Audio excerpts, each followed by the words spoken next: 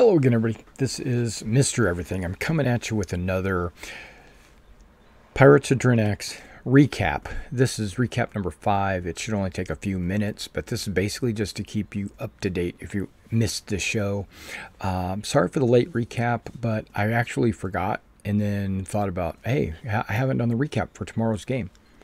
Okay, so let's fill it out. The last episode, the players were about to go into the scrapyard to confront Miria Silverhand about where the location of Ferric Redthane was. They were given a tip by Admiral Derrican, who's kind of a mob boss in the area, and they acted upon it. They went to the scrapyard, and that's where we started the last episode. Episode 5. Alright, so then they go into the scrapyard and they don't know where she's located. They try to look around. They found that the place was lived in. Some of the ships were converted into apartments where people were living, and they didn't know exactly how to find her in this area, but they basically just asked around, talked to different people on the street. I think the players are still learning what they can and can't do, or how to go about doing certain things in the universe of Traveler. And also I think the players are not used to that. I think the players are not used to having to think. I think they might have played in games where in the past where it was clear cut what was going on, like this is a door, go through the door, kill the orc, go through the next door, kill the skeleton. I think that's the kind of games they might have been playing in the past, and they never had to really make decisions on their own or make meaningful decisions. So we'll see, but basically they're coming around. They're learning that their actions have consequences, and what they do will impact them and people around them. And so, okay, back up. They go into this place. They finally find out where she's at. She's in a Fat Trader, which is a 400-ton cargo ship. The cargo hold, or the ground floor, is full of a toxic sludge waste, so they don't go down there. So they go up to the they find a way into the top floor, which is the living quarters and the bridge of this Fat Trader, and they go in, and as soon as they go in, they realize that they're waiting for them, that they're down the hall. They seem to have guns because they can hear them, right? And so they poke their head around the corner, or their hands, saying, "Hey, we're here to talk. Don't shoot. You know, we just want to find out some information." And they immediately, the pirates immediately, Miria Silverhand, they all open fire with their handguns. The rest of the party get down there. They try to go another way, but all the bulkheads are sealed tight. They're rusted shut. So they decide they're just gonna fight their way down this hallway. And they're going to poke around the corner. They've got laser rifles and Gauss rifles, and one guy's got a static axe. And so they poke their heads around the corner, take some fire, and then dash down the hallway to the first stateroom. All the stateroom doors are open because all the bandits, if you want to call them, or thugs, are sticking their heads out or their hands out of these doorways, shooting down the hall. So they force their way into one of the rooms. They force their way down the hall. They are able to pick these guys off pretty easily because they're using these really primitive, they're using body pistols. And body pistols are not meant for what they're using them for. They're basically just meant for like up close and personal, you know, within 5 feet kind of thing. But these guys are shooting down hallways. and they have no penetration ability. So they basically the players' vac suits are enough to stop all the damage, and they're taking cover around walls. And in this system, the wall gives you additional armor, so they don't take any damage. But Miria is all the way down at the end of the hall, and she has a machine gun, and she's firing this machine gun down the hall, which is doing damage to the players. So they start taking shots at her directly because they know that they can pretty much take out these thugs, easily.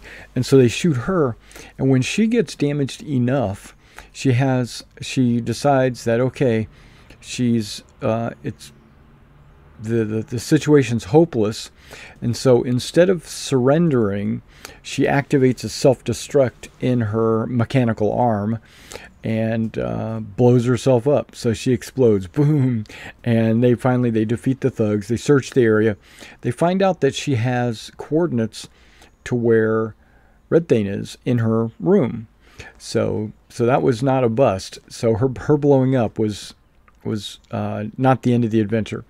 Okay, so they take these coordinates. They find out it's on the next planet, so they got to jump out of system. Well, their ship is repaired. They've spent the 6 days required to have it all repaired, and they leave system, and they go to Palindrome. They jump to Palindrome. They go to the 4th moon of the gas giant to find this ferric Red Thane. When they get to the moon, they can't find him. So they start scanning the surface of the moon, looking for a ship or a base, or they don't know what they're looking for. And in the middle of the process, Ferric panics because he thinks he's been discovered.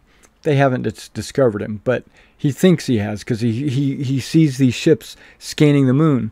So he gets his crew, and they attack. So Ferric has a little far trader, and they come flying up off of the planet, or I should say moon. And then when they start firing because the players are definitely within range. They're scanning the moon, and so he starts firing. Then the players start firing. Everybody's firing. Everybody's taking damage. The players actually launch one of their 12 missiles. It hits the ship. It does some catastrophic damage. He's got like 5 critical hits now. And the players had 1 critical hit where they were losing fuel.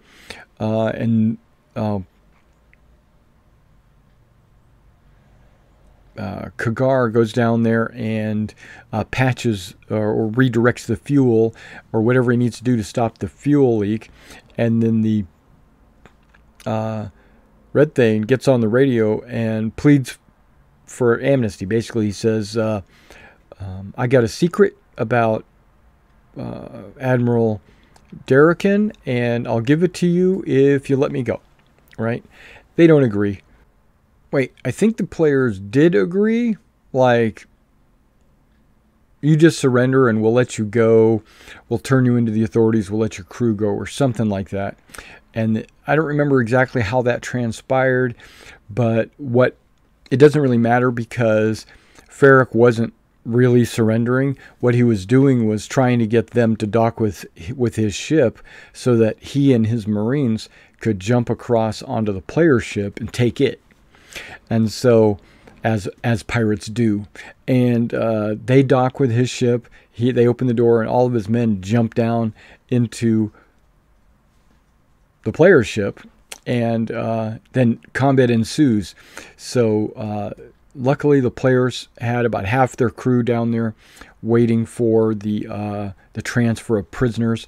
And then when they came down in armor and weapons blazing, they started fighting. So they're shooting back and forth in this narrow hallway. There's no place to hide except for Kagar's got his like riot shield out, and so everybody's trying to take cover behind his riot shield, and he's advancing and trying to use his axe, and he keeps missing with his axe. He can't hit with his axe, but finally, after like everybody's shooting down this hall, and everybody else on the player ship trying to respond to this. They all, like Alex's character, Urbaniki, he comes running all the way from the bridge, and then the gunner, Kirsch, the Varger, he climbs out of his turret, and one of the engineers comes running, and Sid Restov, he's one of the players, absentee players. He comes running, and they stop the Red Thanes, 4 Marines that had jumped in, and when they were able to stop them, then they ask Restov, "Hey, you're going to surrender or what?" Right? And he says, "Okay, I'll surrender." So he surrendered, and then now they're going to take him and his crew and his ship to probably Well, they're going to take his ship to Palindrome and give it to them as a sign of goodwill from the king of Drinax, and then they're going to take Ferric Redthane all the way down to Torpal or Clark or both to get the reward for his capture. And that's pretty much where we ended the session, with them getting ready to go down to Palindrome. There was a couple of good combats in the game. The players pretty much out technologied the NPCs. They're bandits, they're wearing cloth armor or whatever, and they've got really light handguns. And now the Marines that jumped down, they had boarding vac suits and assault combat rifle or advanced combat rifles, but it still wasn't enough. The players just had laser rifles and Gauss rifles, and yeah, so technology is on the player's favor. It really makes a difference. Okay, and then they also still have this, not a prisoner, they still have this passenger that they're going to be taking all the way to Pandora eventually. But right now, she just wants to get back to civilization. If they all they really have to do is just give her a couple of credits, and she can send a message. But they're wanting to carry her themselves, and so that's fine too. That gives them kind of a background, a secondary mission. It kind of lets me as a referee kind of know which direction they're going to be heading, and so I can kind of steer the action in that direction, and so it'll make the campaign go a little bit smoother and better for me, because then I'll be able to guide everything. All right, guys. Well, thanks for coming out and checking out this recap. And remember, we play on Thursday nights around 5, sometimes a little earlier, sometimes a little later. But check out around 5 o'clock Central Time Thursday, and we try to play till like 9 or 10 o'clock, and then a few days later, I'll do a recap, usually a few days later, not a whole week later. And then I also stream Star Citizen on Friday nights, just to communicate with my community. So you should come out and check out that too. It's very, very Traveler-esque first-person space game. And all right, guys, I'll see you next week.